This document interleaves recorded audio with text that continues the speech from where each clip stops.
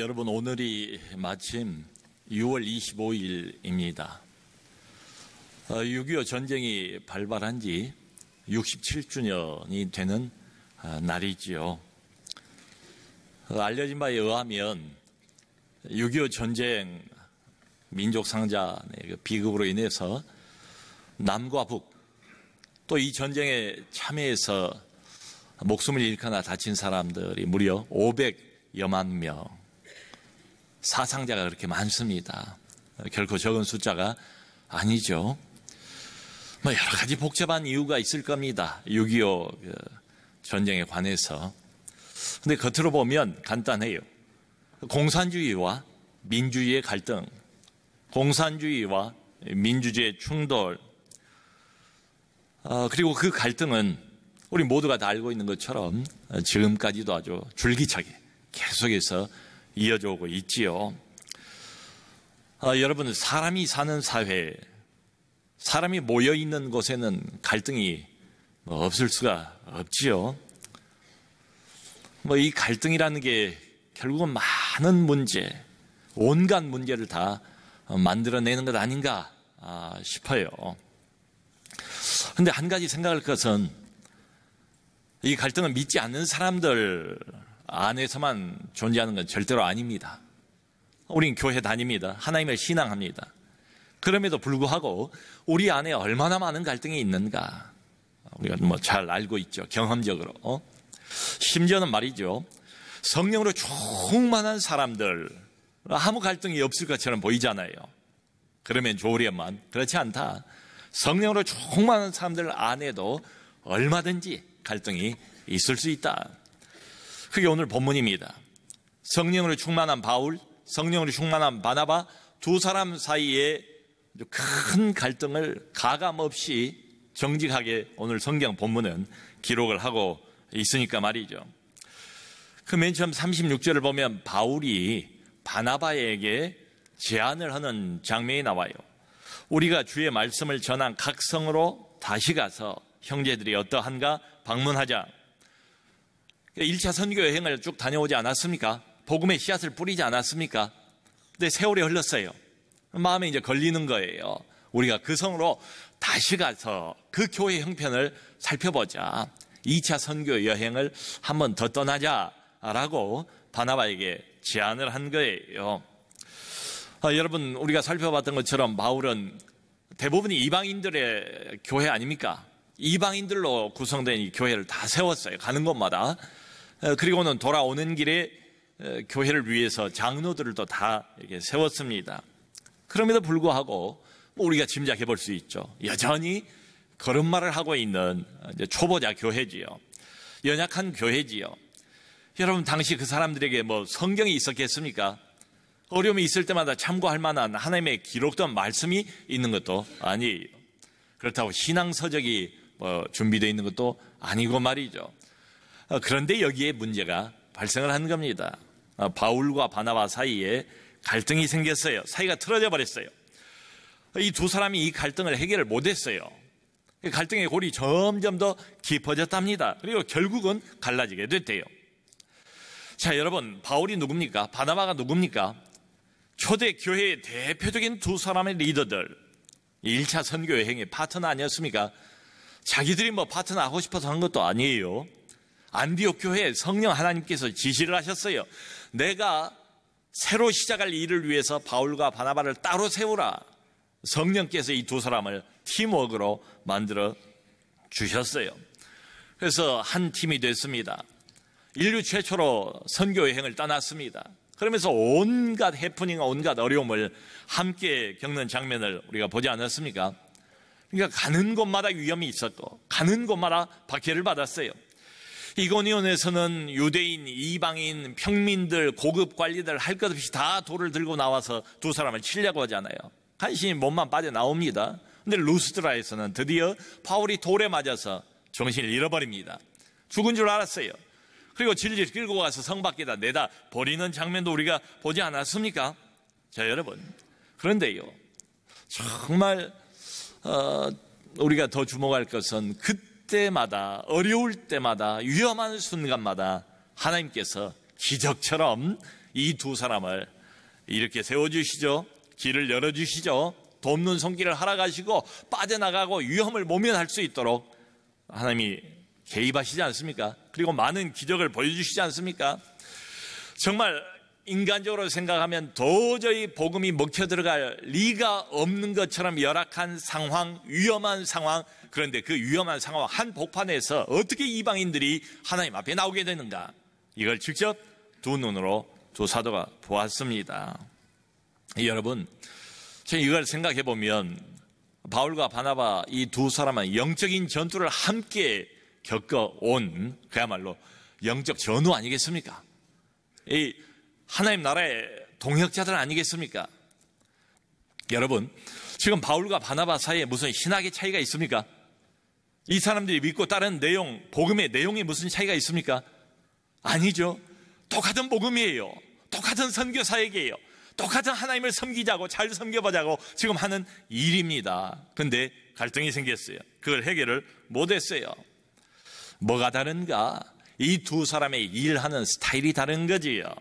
일과 관련해서 사람을 바라보는 두 사람의 관점이 다르지 않습니까? 그래서 생긴 갈등이에요. 그러니까 우리가 아마 그 바울의 그 마음속을 들여다보면 아마 이렇게 바울이 하소연을 하지 않을까 싶어요. 여복의 바나바, 만일 작은 문제라면 내가 얼마든지 양보하겠네. 그런데 이방인 사역의 본격적인 서막이 이제 막 열리지 않았는가? 이제 막 어둠의 땅에 하늘의 빛이 비추기 시작하지 않는가? 구원 얻기로 작정된 수많은 이방 사람들이 하나님의 울타리 안으로 속속 들어오고 있는 걸 우리가 보고 있지 않는가? 어찌 이 일을 우리가 소홀히 할 수 있단 말인가? 그런데 이 일에 있어서 이미 한 번 실패로 우리를 떠난 것으로 검증이 끝나버린 사람을 다시 데리고 가는 게 과연 이게 합당한 일인가? 이게 바울의 속마음일 거예요. 바나바는 아마 우리가 속을 들여다보면 이렇게 하소연을 할 겁니다. 여복의 바울, 이 세상에 완벽한 사람이 어디 있는가? 나면서부터 완벽하게 준비된 사역자가 어디 있단 말인가? 실수를 안 하는 사람이 또 어디 있단 말인가? 우리 모두 다 이 실수를 통해서 배우는 사람들 아닌가? 젊은 사역자 아닌가? 막아는 이런 과정이 필요하지 않겠는가? 그러므로 그에게 다시 한번 회복할 기회를 주는 게 덕스럽지 않겠는가? 이런 소리입니다. 자, 여러분은 어느 쪽 편을 드시겠습니까? 뭐 손들라고 말씀은 안 하겠습니다만 속으로 생각해 보세요. 이 시점에서 바울이 맞습니까? 이 일을 중요시하는 바울입니까? 아니면 사람을 중요하게 생각하자는 바나바가 옳습니까? 그게 아닌 게 아니라 이 비슷한 문제를 우리가 교회 안에서 종종 겪는 것 같아요. 바울 그는 어떤 사람입니까? 일 처리가 정확하지요. 빈틈이 없지요. 아주 치밀한 사람이지요. 그리고 보시다시피 맺고 끊는 게 분명해요. 조금도 흐트러짐이 없어 보이지 않습니까? 이런 사람이야말로 하나님의 일, 사역자로서는 베스트지요. 최상이지요. 자, 그런데 또 하나 아쉬운 게 있지요. 인간적으로 보면 이 일은 잘하는 것처럼 보이는데 사람이 좀 매정해 보이잖아요. 자신이 워낙 철두철미한 사람이고 완벽주의자 보니까 다른 사람에게도 완벽을 기대하는 것처럼 보이지 않습니까? 이 일은 잘해요.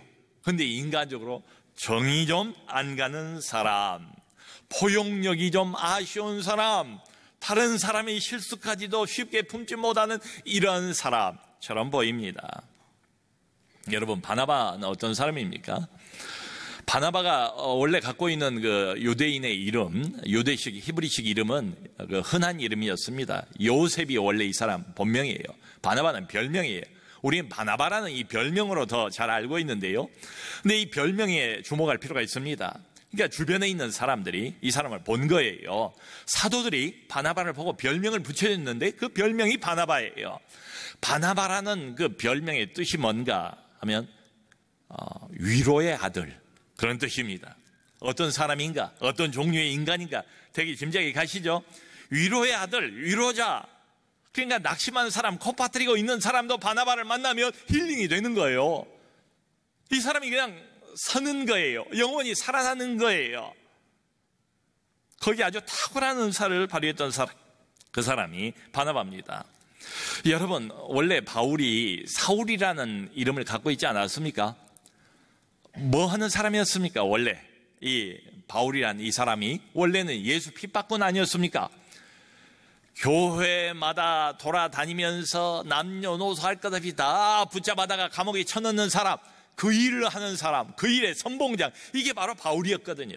근데 다메섹을 가다가 부활하신 예수 그리스도의 빛을 만나고 그리고 회심을 하지 않습니까?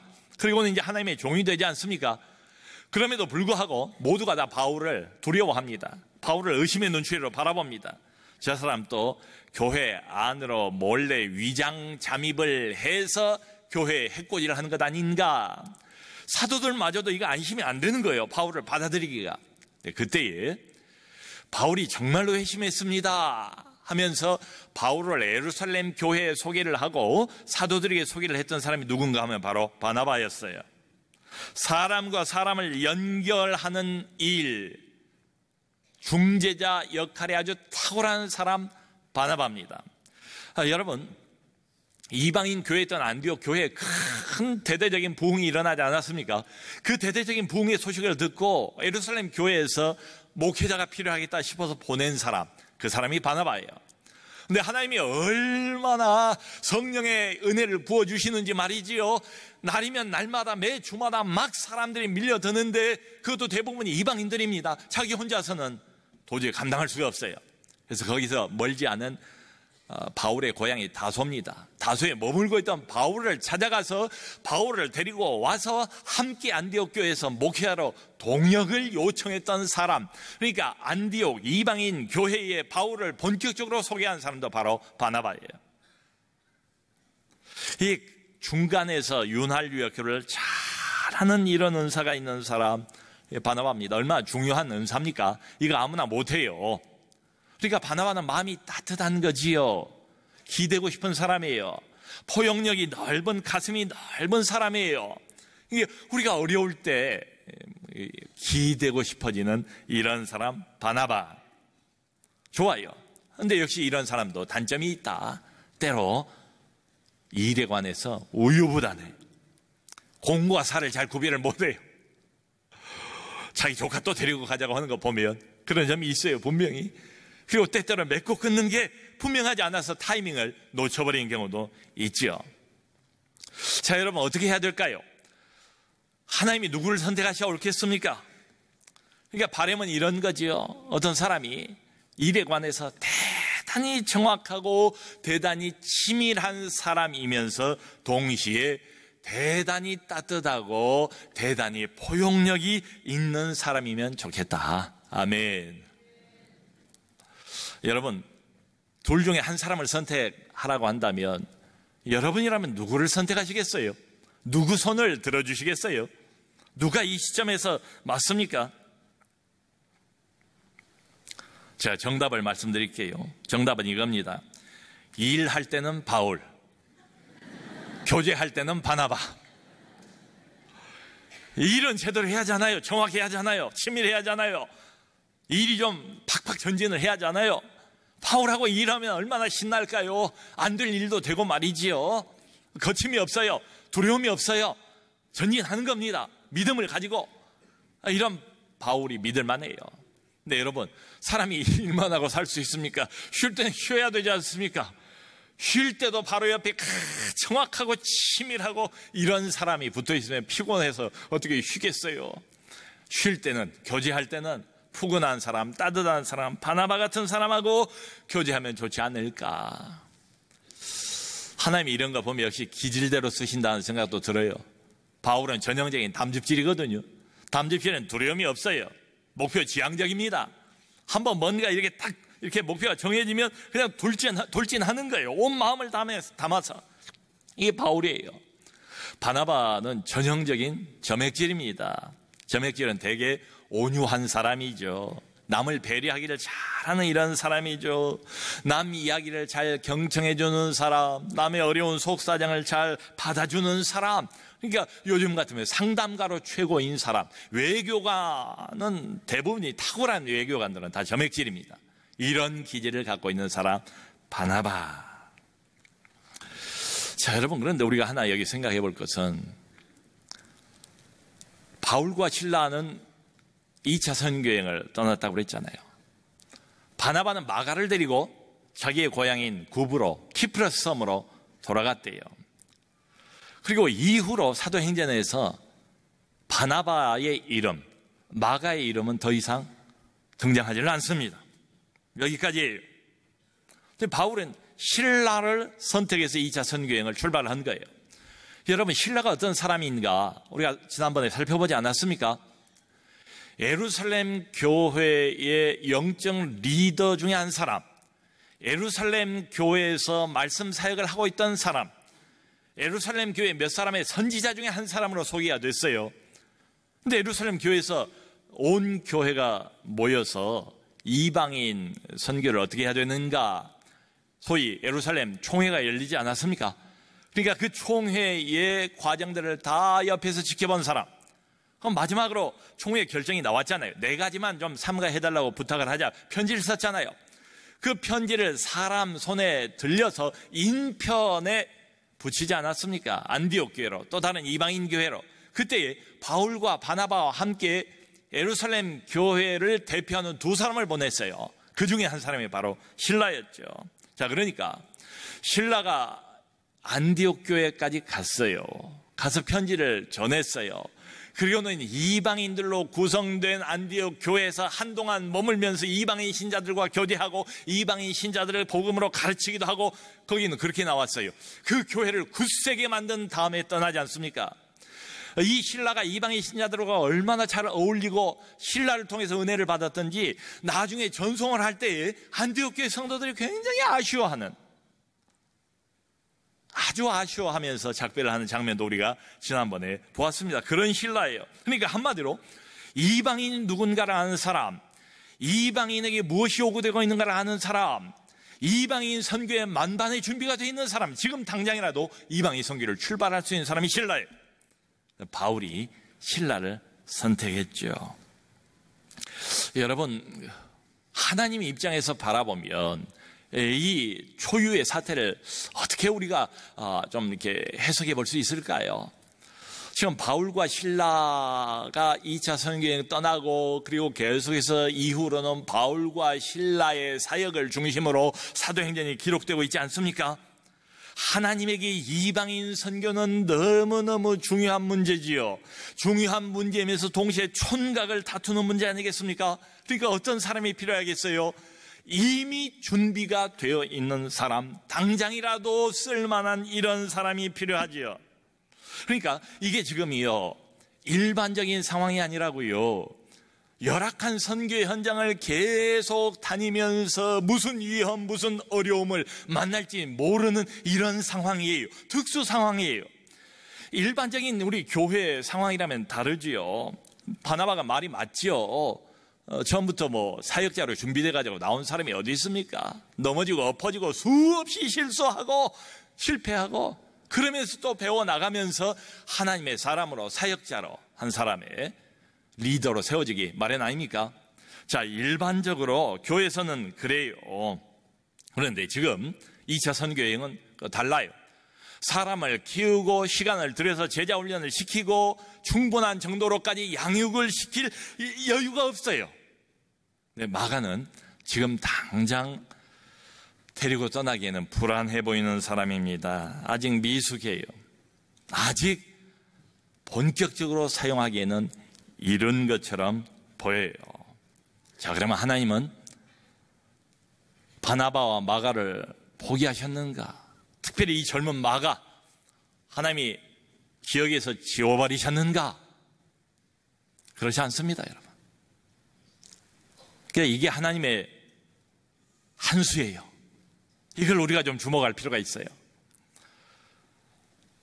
마가는 나중에 재등장합니다. 우리가 생각하고 기대하는 것하고는 상당히 다른 등장을 해요. 그것도 바울 서신에. 바울이 쓴 13편의 편지 중에 몇 번 마가 이름이 등장해요. 다 긍정적인, 다 호감이 섞여 있는 이런 이야기를 해요. 바울이 자기 입으로. 그러면서 결정적으로 디모데후서 4장 11절 보면 이런 말이 있어요.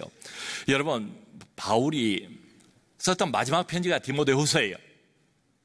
자기의 달려갈 길 다 달려가고 선한 싸움 다 싸우고 믿음을 지켰으니 이제 이후로는 하늘의 하나님께서 그리스도께서 내 머리 위에 면류관을 씌워주실 걸 내다보면서 자기의 죽음을 마지막 지점을 내다보면서 마지막으로 유언처럼 쓴 편지가 디모데후서예요.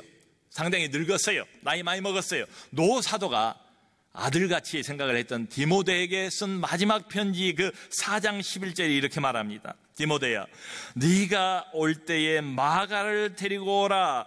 그가 나의 일에 유익하니라. 아멘. 그 바로 앞에 대만은 세상을 사랑하여 나를 떠나버렸고 누구는 어디로 가고 누구는 어디로 가고 아주 그 외롭게 또 늙어 있고 힘 없는 한 노사도의 어떤 외로움을 이렇게 엿볼 수도 있는 장면이에요. 그러면서 하는 말이 디모데야, 네가 올 때에 꼭 딴 사람은 몰라도 마가는 데리고 오기를 바란다. 왜? 마가가 내 일에 유익하니라. 오래전에 하나님 나라의 일, 선교, 사역 거기에 적합한 사람이 아니고 부족한 사람이라고 생각해서 부족한 사람이라고 생각해서 배제시켰던 마가, 그 마가를 바울은 꼭 데리고 와라. 그 마가가 내 일에 대단히 유익하기 때문이다. 이런 고백을 하고 있습니다. 여러분, 마가도 잘한 거지요. 마가도 변화를 받은 거지요. 자, 그런데 우리가 주목할 건 이겁니다. 여러분, 이게 분명해요. 하나님은 그러나 마가를 바울에게 맡기지는 않으셨다. 바나바에게 마가를 맡기셨습니다. 바나바가 마가의 멘토가 됐습니다. 아비처럼 이 마가를 품고 실수까지도 품고 미숙함까지도 품고 오랜 시간 동안 마가를 양육시킨 사람이 바나바예요. 여러분, 오늘 본문을 봐도요, 어느 구석에도 하나님의 어떤 언급이 없어요. 이 갈등에 대해서. 대사도 두 사람이 부딪혔으니 그걸 바라보고 있는 교인들은 얼마나 불안하겠어요. 하나님이 한마디 해주시면 해결될 텐데 하나님이 이런 많은 거 말이 없어요. 침묵하세요. 어떤 지시도 안 하시고 어떤 계시도 없어요. 그러니까 언뜻 보면 그냥 둘 다 싸우라고 내버려 두시는 것처럼 보이지 않습니까? 근데 하나님이 내버려 두실 리가 있습니까? 이 상황을 기가 막히게 하나님께서 이용을 하십니다. 생각해 보세요. 그러니까 한편으로는 지금 당장 냉철하고 일 잘하는 바울을 전면에 내세워서 두 번째 선교 사역을 진행하게 하시죠. 근데 그게 전부가 아니에요. 한편으로는 어떻습니까? 실패해버린 젊은 마가를 바나바에게 맡겨서 계속 양육하고 훈련받게 하고 성장시키지요. 그래서 나중에 쓰시는 하나님, 하나님은 손해보지 않으세요. 하나님은 다 챙기십니다. 여러분, 저는 이걸 보면서 그 말이 생각났어요. 야, 이거야말로 신의 한 수다. 결국은 한 팀을 두 팀으로 만들었잖아요. 두 팀으로 만들어서 더 효율적으로, 더 효과적으로, 더 풍성하게 하나님 나라를 일구어 가시는 살아계신 하나님, 그분께 영광이 있을지어다. 여러분, 하나님이 이렇게 일하십니다. 교회도 사람이 모여 있는 곳이에요.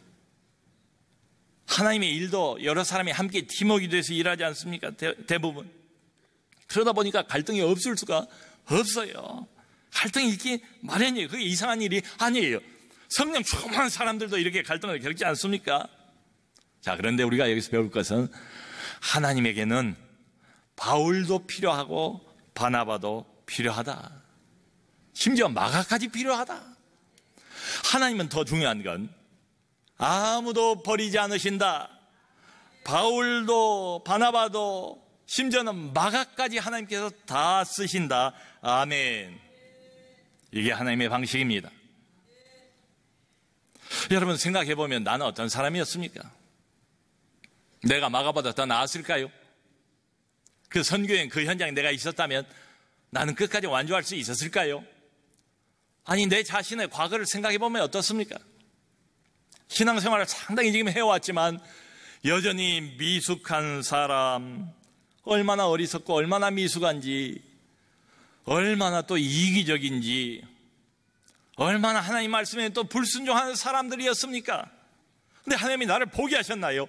나를 내치셨나요? 한두 번 실패했으니까 너는 끝이야, 아웃이야, 여기서 나가, 하나님이 이렇게 선언하셨나요? 아니죠. 끝까지 품으시고 받으시고 이런 위로 저런 위로를 주시면서 우리를 양육하지 않았습니까? 쓸만한 사람으로 만들어 가시지 않습니까? 그래서 지금 이런 위치에 있는 것 아닙니까? 이런 일이나마 감사함으로 하고 있는 것 아닙니까? 이런 하나님의 마음을 우리가 이해할 필요가 있다. 갈등은 있기 마련입니다.